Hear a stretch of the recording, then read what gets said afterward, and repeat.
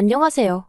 결혼한 지 3년 된, 눈에 넣어도 아프지 않을 딸아이를 키우고 있는 30대 여성입니다. 제가 이렇게 사연을 쓰게 된 건 경우가 없어도 너무 없는 저희 아버님 이야기를 해보려고요. 솔직히 가족 간에 있던 일이라서 저도 웬만하면 남들한테 말하지 않으려고 했습니다. 아버님이 말 한마디라도 당신이 지나쳤다 미안하다 한마디만 해주셨으면 제가 이렇게까지 속이 문드러지지는 않았을 거예요. 하지만 저를 무시하신 것도 부족해 제 여동생까지 당신 아랫사람 취급을 하시려 드셨다는 게 생각만 해도 열불이 터지네요. 솔직히 저야 남편하고 한번 잘 살아보려고 결혼을 했고 그러니 좋든 싫든 아버님께 잘해드려야겠다는 생각이 있었어요. 하지만 제 여동생은 무슨 연좌제도 아니고 제가 아버님 아들하고 결혼한 게 왜 제 여동생한테 짐이 되어야 하는 건지 모르겠네요. 남편하고는 30이 넘은 나이에 만나 2년 동안 연애하고 결혼했어요. 처음 만난 곳은 회사인데 저는 입사한 지 7년 차의 대리였고 남편은 중고 신입이라고 할까요? 다른 회사에서 4년인가 일하다가 신입으로 지원해 저희 회사에 입사한 직원이었습니다. 남편 말로는 사무실에서 제가 제일 친절해 보였다는데 아무튼 그래서인지 남편은 모르는 거나 궁금한 게 있으면 늘 저를 찾아 도움을 구했고 저는 원래 싫은 소리를 잘 못하는 성격이거든요. 그래서 이래저래 남편을 많이 도와주곤 했었는데 그런 시간들을 계기로 남편과 연애를 시작했다가 부부의 영까지 맺었네요. 사실 남편과 연애를 하기 전에는 저는 결혼 욕심 같은 건 없었습니다. 왜냐하면 까놓고 말해서 저 하나 벌어서 먹고 살기도 빠듯했으니까요. 솔직히 숨기고 싶은 이야기지만 제가 대학교 2학년, 여동생이 고3이던 시기에 아버지가 일하던 공사장에서 사고로 세상을 떠나셨어요. 지금이야 이렇게 덤덤하게 말을 하지. 솔직히 그 사고가 있고 한동안 저도 그렇고 제 동생도 그렇고 하루하루 버티는 게 쉽지가 않았네요. 참으로 야속하다 느껴졌던 게 저희 친정아버지 사고는 여러 방송국 뉴스에서 다뤄졌을 만큼 크게 이슈가 되었었거든요. 그런데 정작 보상 부분에 있어서는 후속 취재니 뭐니 그런 것도 없었고 기꺼이 도와주려는 사람도 없었습니다. 물론 당시 제가 성인이었으니 딸인 제가 아버지 사건을 챙겼어야 하는 게 맞았겠지만 그래도 원망스러울 만큼 어느 곳에서도 그 어떠한 도움도 받지 못했네요. 그래서 그때 소위 사회에 대한 기대가 사라졌다고 해야 할까요? 그리고 사람도 더는 못 믿겠다 싶었고요. 무엇보다도 원래도 빠듯한 살림살이였는데 친정아버지까지 그렇게 하루아침에 돌아가시면서 저희 자매의 생활이 더욱이 빡빡해졌어요. 여동생은 가고 싶어 하던 대학을 포기하고 요리 쪽으로 방향까지 틀었고요. 이후로 저희 자매는 정말 이를 악물고 열심히 살았습니다. 저희 둘 다 어렸을 때 일찍이 친정어머니가 떠나셨는데 그때보다 훨씬 더 고단하고 힘든 나날의 연속이었어요. 세상 천지의 핏줄이라곤 저와 여동생 단둘뿐이라 생각하니 서로에게 매우 의지할 수밖에 없었고 그래서 동시에 더욱이 외로웠달까요. 그리고 그렇게 지내다 보니 저나 여동생이나 둘 다 결혼은 자연스레 안 하는 게 낫다. 할 수가 없다는 식으로 생각하게 되었지요. 그런데 남편을 만나고 제가 마음이 바뀌었습니다. 돌아가신 아버지처럼 조건 없이 제 편이 되어줄 제 가족을 갖고 싶어졌거든요. 하지만 막상 결혼을 하고 나니 시부모님께선 걸핏하면 제가 친정부모님이 안 계신 게 무슨 큰 문제라는 듯이 들먹이기 일쑤였습니다. 당장 신혼여행에서 돌아왔던 날도 이바지 음식은 안 해왔냐면서 저를 무안하게 하셨지요. 하지만 저나 남편이나 거진 반반으로 결혼식도 올렸고 신혼집을 비롯한 여러 가지를 장만한 상황에서 이바지 음식은 당연히 생략해도 되는 줄 알았어요. 실제로 남편과도 쓸데없는 허례허식은 하지 말자고 이야기가 되어 있었고요.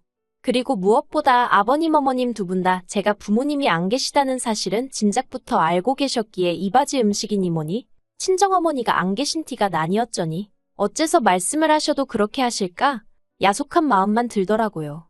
그래서 그날부로 솔직히 제가 좀 거리를 두고 살았어요. 결혼식장에 들어가던 때만 하더라도 나도 시엄마 시아빠라고 부르며 딸 같은 며느리가 되겠다는 생각까지 했던 저였는데 말이지요. 그러다 1년 만에 저는 임신을 했고 아이를 낳았습니다. 아버님 어머님도 무척이나 좋아하셨어요. 특히나 아버님은 제가 산후조리원에서 퇴소한 이후로는 툭하면 영상통화를 걸어오시질 않나, 연락도 없이 저희 집에 찾아오시질 않나, 심지어 한 번은 남편이 저 대신 전화를 받았는데 모유수유 중이라고 하니까 누가 걔 가슴 보자고 전화했냐고 우리 손녀 밥 먹는 거 보려고 한 거라며 막무가내로 저랑 딸을 비추라고 하신 적도 있어요. 물론 남편이 그런 아버님 떨어 제정신이시냐며 소리를 질러 상황을 무마시켰지만요. 아무튼 이 밖에도 별말 같지도 않은 에피소드가 종종 있었습니다.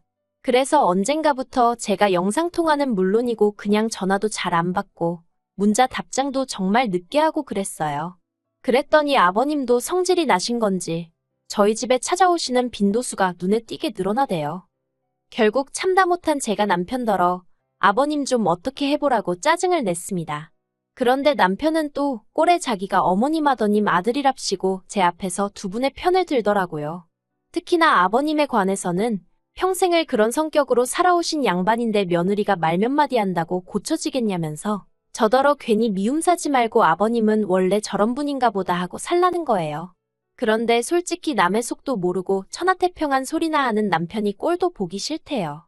그러다 지난달 초였습니다. 어머님이 욕실에서 넘어지시면서 발목을 크게 다치셨어요. 의사는 어머님이 원래도 비슷한 연배의 분들에 비해 관절이 좋지 않으셨다면서 저더러 이참에 하루 이틀 입원하게 하는 건 어떻겠냐고 묻더라고요. 이런저런 검사도 해보고 퇴원하시고 집에선 조심히 생활하란 말과 함께요. 그래서 남편과 상의 끝에 의사 말대로 하기로 했습니다. 하지만 그때는 이러한 저희의 선택이 어떤 결과를 불러올지 전혀 몰랐네요. 어머님이 입원하게 된 날, 아버님은 또 연락도 없이 저희 집에 오셨습니다. 마누라도 없이 밥은 어떻게 챙겨 먹냐, 마누라도 없는 집구석에서 나더러 뭘 하란 말이냐 그래서 손녀나 보러 왔다 그러시면서 말이에요.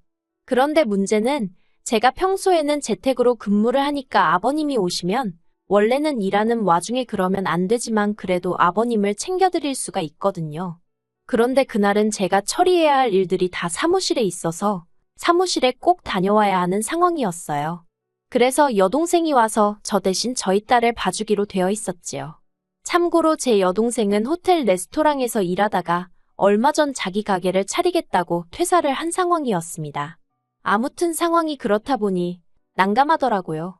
오신 아버님을 내쫓기도 그렇고 그렇다고 여동생을 오지 말라고 하고 아버님에게 저희 딸을 맡길 수는 없고 그래서 결국 여동생에게 상황을 설명하고 대신 아버님 식사라던가 그런 건 냉장고에 밑반찬이랑 있으니까 그거 꺼내서 드시면 된다고 이야기해 놓겠다 했습니다. 그랬더니 여동생도 흔쾌히 알겠다고 하더라고요. 딸애는 자기가 안방에서 보면 되는 거고 자기가 일단 조심하면 사돈어른도 자기를 불편해하실 테니 자기가 상황에 맞게 적당히 대처하겠다며 저더러 너무 걱정하지 말고 다녀오라대요. 그런데 제가 퇴근 후에 들은 이야기는 황당하기 짝이 없었습니다. 아버님이 대뜸 저더러 하시는 말씀이 야, 네 여동생은 누굴 닮아 그렇게 음식 솜씨가 좋냐? 죽은 안사돈 닮았나? 너랑은 완전히 딴판이더라. 네, 그게 무슨 말씀이세요? 네 여동생이 말 안 하냐? 걔가 내 밥 차려줬다. 네가 반찬이라고 해놓은 거는 찍어 먹을 것도 하나도 없고 내 아들이 성격이 좋으니 망정이지 옛날에는 음식 못하면 쫓겨나고 그랬어. 아이 참 아버지도 무슨 말씀을 하시는 거예요. 이 사람이 음식을 얼마나 잘한다고요. 앞으로 그런 말씀 하실 거면 저희 집에서 식사하지 마세요. 아들 자식이 돼서는 지 애비한테 못하는 소리가 없네.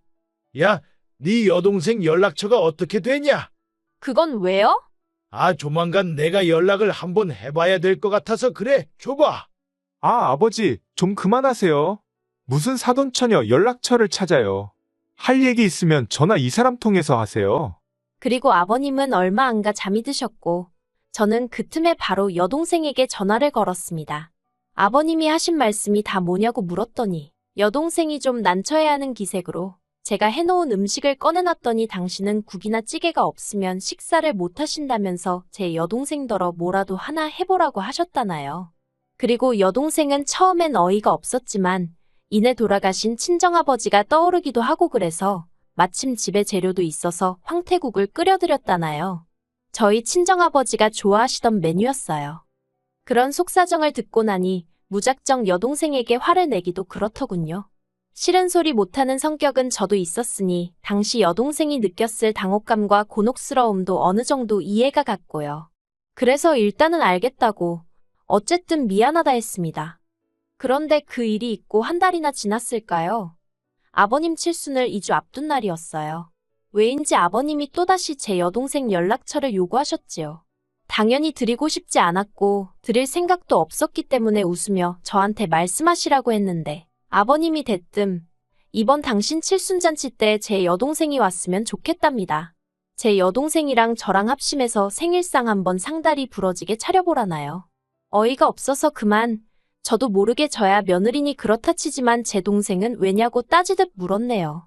그랬더니 아버님이 어차피 너나 네 동생이나 챙길 부모도 없는데 내 생일이라도 챙기면 어디가 덧나냐? 그러시는 겁니다. 어쩜 같은 말이라도 한마디 한마디 사람 가슴을 후벼 파는 소리만 골라 하시던지. 그리고 챙길 부모가 왜 없나요? 저희도 제사 지내고 아버지 모신 곳에도 가보고 다 합니다. 단지 아버님 마냥 집에서 술판을 벌리고 그런 짓을 안 한다 뿐이지. 아무튼 어이가 없어서 제 동생한테 그런 거 부탁하실 생각은 하지 마시라 했어요.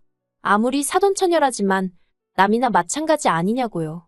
그랬더니 아니 동생이 언니 좀 도와준다 생각하고 오면 되는 거 아니냐면서 계속해서 억지를 쓰시대요. 정말 너무 화가 나서 그러면 제가 저희 친정부모님 제사 지낼 때 신우도 오라고 할 거냐고 물었습니다. 신우한테 제사 음식 한번 만들어 보라고 시킬 거냐고요. 그러자 아버님이 저더러 성격이 왜 그 모양이냐입니다. 애시당초 제가 음식을 잘했으면 좀 좋았겠냐며 너네 친자매는 맞냐? 무슨 말도 안 되는 말씀을 하시는데 솔직히 노망이 나셨나 그런 생각까지 들더라고요. 이후로도 몇 분간 아버님과 의미 없는 설전을 하다가 제가 너무 화가 나서 그냥 칠수는 동네 갈빗집에서 식사나 하자고 소리를 질렀습니다. 음식 솜씨도 없는 며느리가 차리는 밥상은 두 번 다시 못 받아보실 줄 아시라고요. 그리곤 전화를 끊어버렸어요. 그리고 이 일로 당연히 난리가 났지요. 아버님은 앞에 있었던 이야기는 어디다 다 날려버리시고 오로지 제가 결국 화를 참지 못하고 뱉어낸 몇 마디 말만을 문제 삼아 당신이 억울하다며 주변에 하소연을 하고 다니셨습니다. 물론 아버님 성격이 좋지 않은 건 친지지인 가릴 것 없이 다 알고 있었기 때문에 대놓고 저를 탓하는 사람은 없었지만요. 하지만 제가 황당했던 건 남편이 보여준 태도였습니다. 솔직히 말해서 세상 천지 모든 이가 저에게 돌팔매질을 하더라도 남편이란 인간이 저를 감싸주고 방패가 되어주려 든다면 얼마나 든든할까요? 저는 그런 무조건적인 사랑을 보여줄 사람일 거라 생각하고 남편과 가정을 꾸렸던 거고요. 그런데 남편이 한다는 말이 평소엔 잘 참다가 이번엔 왜 못 참았냐입니다.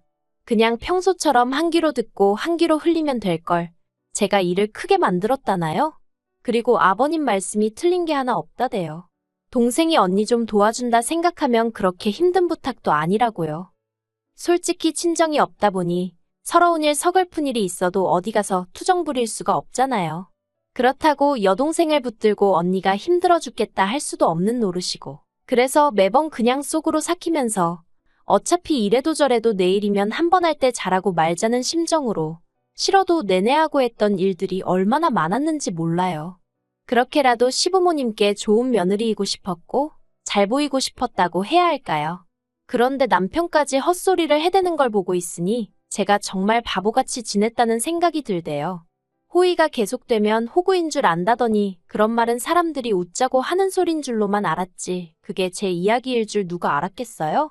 저는 정신이 번뜩 차려졌고 더는 이렇게 살면 안 되겠다 싶었습니다. 그래서 남편에게 마지막이라고 지금 한 이야기가 전부 다 진심이냐 물었더니 그렇다대요. 그래서 그러면 더 할 이야기 없다고 우리 이쯤에서 헤어지자 했어요. 나는 아버님의 억지도 억지지만 나 때문에 내 동생까지 무슨 오라면 오고 가라면 가는 사람으로 취급받는 꼴은 못 본다고요. 그랬더니 남편이 저더러 자꾸 일을 키운다면서 자기는 이혼 소리 입에 쉽게 담는 사람하고는 못 산답니다. 그래서 그럼 잘 됐다고 말 나온 김에 확실히 정리하자 했어요. 그랬더니 남편이 약간 당황한 듯 하더니 그러면 딸은 자기가 키우겠답니다. 저같이 무책임한 여자한테 못 준다나요? 어이가 없어서 그러라고 했어요. 다행히 아버님도 손녀라면 껌뻑 죽지 않으시냐.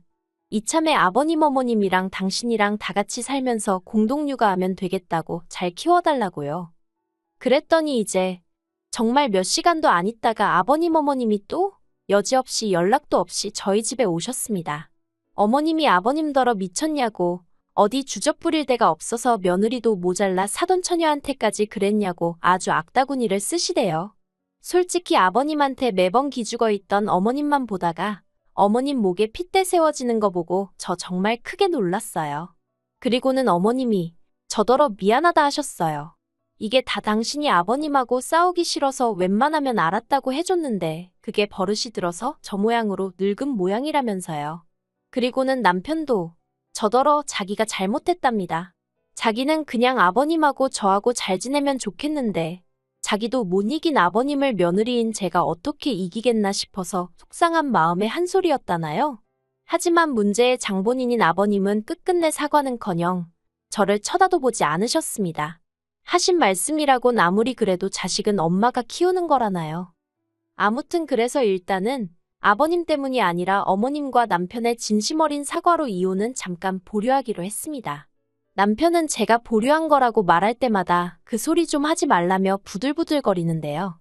저는 아직 마음이 다 풀어진 게 아니라서 보류가 맞거든요. 솔직히 애만 아니었으면 당장에라도 이혼했을 텐데, 아니 어쩌면 여기까지 오지도 않았을 거예요. 하지만 이젠 어쨌든 애가 있으니 제가 한 번만 더 마지막으로 참아보려고요. 정말 마지막으로요.